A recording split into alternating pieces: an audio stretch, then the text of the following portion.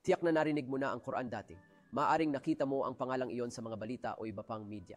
Ang Quran ay ang aklat ng mga Muslim, ang kanilang sagradong teksto. Ngunit ano nga ba ang aklat na ito at saan ito nanggaling?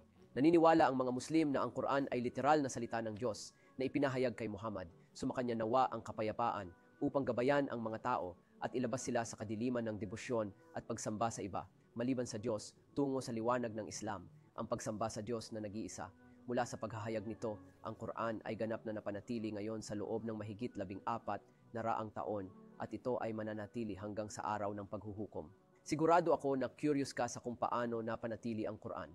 Ang Quran ay napanatili sa dalawang pangunahing paraan. Ang una ay sa pamamagitan ng pagsasaulo. Sinimulan ng mga Muslim na isaulo ang Quran mula sa pinakaunang mga sandali ng paghahayag nito kay Propeta Muhammad, sumakanya nawa ang kapayapaan. Mula noon, patuloy na sinasaulo ng mga Muslim ang Quran. Ang ilang mga Muslim ay nagsasaulo ng Quran sa kabuuan nito at ang iba naman ay nagsasaulo ng iba't ibang bahagi nito. Ang Quran ay nakarating sa pamamagitan ng pagsasaulo nito sa buong panahon at sa buong mundo na ang bawat tao ay nagsasaulo nito, pinatutunayan ang Quran sa pamamagitan ng pagsuri nito sa bawat isa.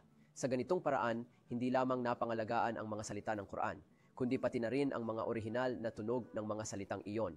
Ngayon, may milyon-milyong mga Muslim na ang Quran ay isinaulo nila sa ganitong paraan. Lahat ay may eksaktong parehong mga salita at eksaktong parehong tunog.